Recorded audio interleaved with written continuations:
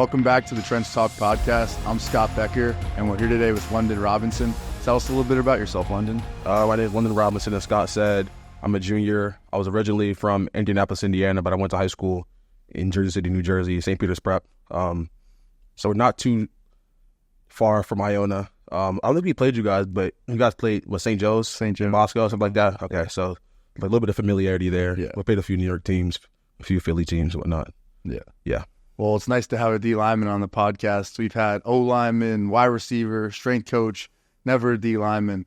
Something interesting about you is that not many people know is that you're into comics. Oh, yeah, big comic book fan, big DC fan, big Batman fan. I love the Green Lantern, Aquaman, the Flash, all those guys. Yeah, I'm personally a Superman fan. Superman's good, too. Clark Kent, when I wear my glasses, sometimes people say I look like Clark Kent.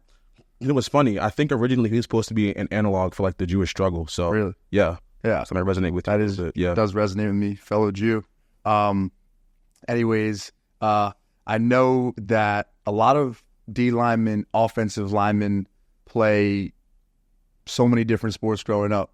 I know you have an interesting background. Oh yeah. What sports did you play when you grew up? Of course, basketball.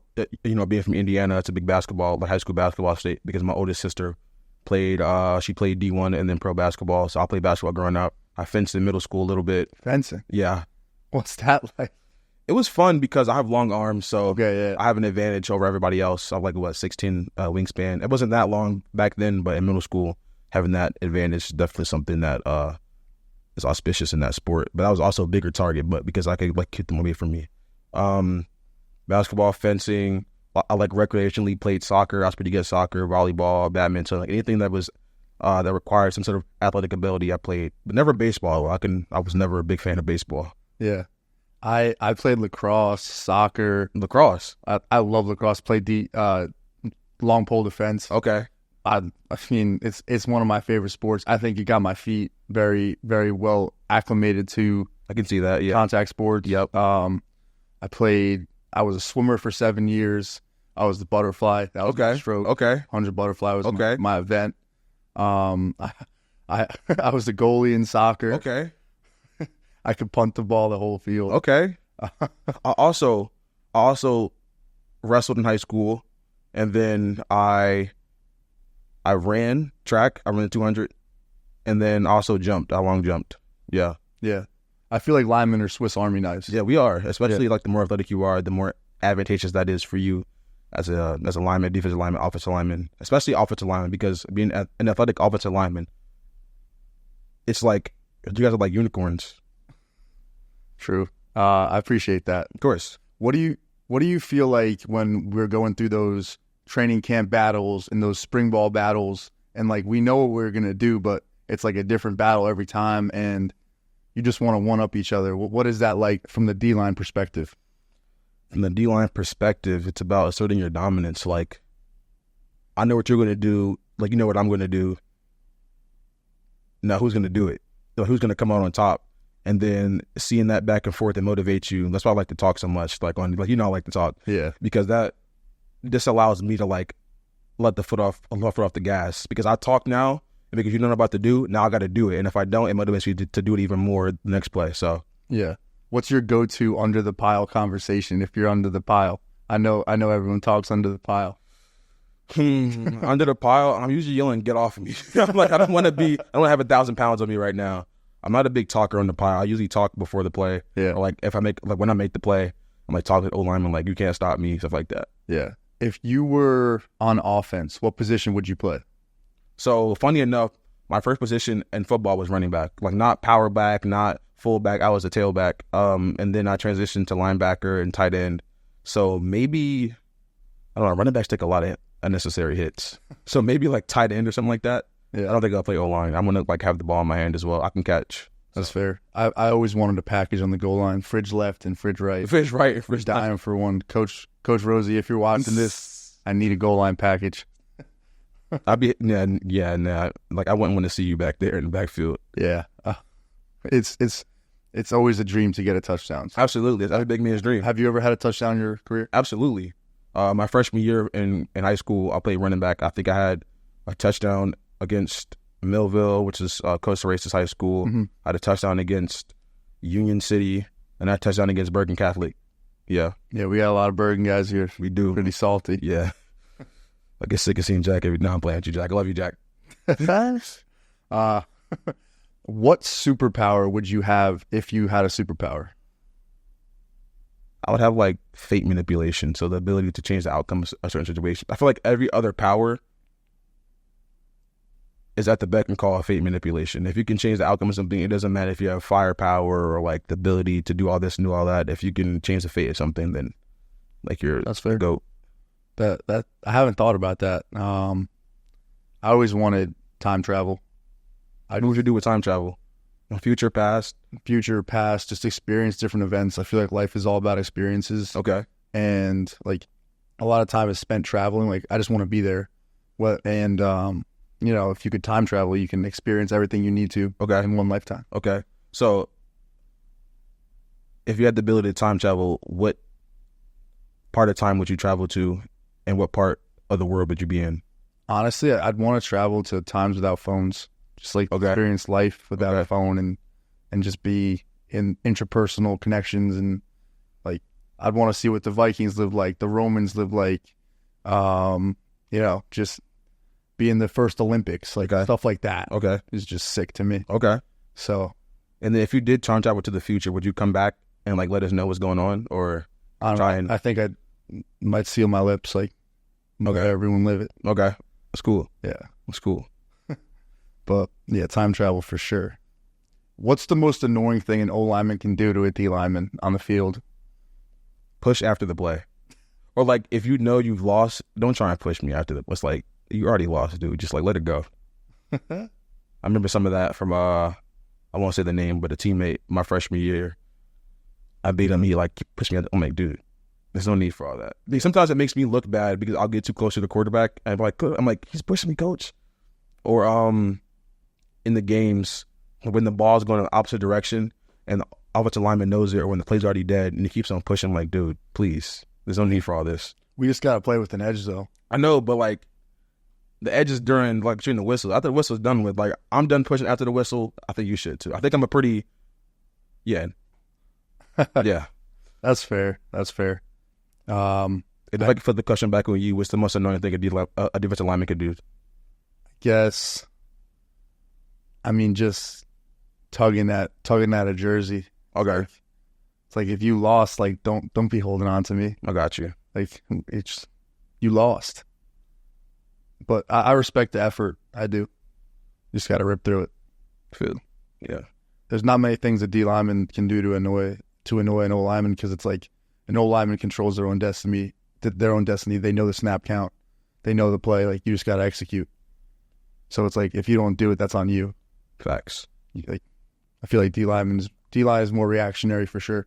For sure. I think that's defense in general too. Yeah. Like you guys know everything that's going on. We have to react and then overcome that by being, athletic, being quick, being fast, and being strong, and being explosive. Yeah. Yeah. So I know you're a big fan of the weight room. If you were to do one main lift the rest of your life, what would it be? I used to hate bench press. Like I used to really, really detest bench press, but as I'm getting stronger, shout out to Coach Corey, Coach Gallucci, I'm starting to enjoy it a lot more. So, but I would go out there with squat though. I feel like squat is what carried me through high school, being able to have that base as a defensive lineman and not being able to be pushed around. Definitely, I think has been the most auspicious when it comes to playing a position like D-line. So I'll go with squatting. Yeah, I love bench too, but I love front squat. Oh no, absolutely not. I love front squat. Absolutely not. I don't know. It's just something about it. I like bracing the core, and nope. I feel like it's full body. No, I've been swimming for full body. I don't know if I know a front squat, but that's like one of those. It's one of those after season lifts. Yeah, like 4x10. Oh my god, they're coming up soon. Postseason hypertrophy. Man, shout out Coach Gallucci and Coach Corey. Shout out to Coach Corey and Coach Gallucci, man.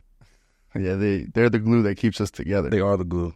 Yeah. They actually corrected my hang clean. I was actually talking to Coach Gallucci about this morning. We did hang clean. Mm-hmm. I was like, Coach, remember my freshman year hang clean for? I was like, yeah, I had nightmares about that because it was no bueno. But now I'm hang cleaning a lot better now, and I'm able to do more weight. I'm being more explosive. Yeah. What was it like transitioning as a freshman to Coach Furbitt's defense? Was there a steep learning curve? Was it Was it more physical? I played, like, as you know, we played in the good leagues, so or in good leagues. So the physical aspect wasn't necessarily the problem. It was the fact that I came from playing what we would call a rush, to playing nose tackle, and I was actually the 4th string nose tackle when I first got there. So I'm like, hold on, I'm at the bottom of the food chain and at a different position that's a lot more physical. Like playing defensive end or playing on the edge is a lot more finesse. Like as long as you hold your ground, like stick your arm out against the tackle, you're fine. But now you have to take on double teams, triple teams. Like you kind of like constantly have to stay low. You have to be a lot more quick. You have to make your moves a lot quicker. Your timing's a lot different. So it was just a transition in that aspect. But like now I love it because you're closer to the ball. You're closer to that, like the actual action. Yeah. Yeah. I think as a freshman offensive lineman, it's physical and football IQ because first off, the game is so much faster as an lineman. Yeah. And you also have to learn a complete new offense. And the plays might be a little similar, but all the names and all the motion, it's all different. Like you have to know what everyone else is doing. Right. And not just your position. Right. And spending the whole year on scout as a freshman is like, it's like baptism by fire. Sounds like hell. Yeah. But it was like my Super Bowl every day to go against Carter and Stagg and Uche and all those dudes because they got me better and I think I was getting them better. But I loved it. It was in the moment it was tough, but it really made me who I am today.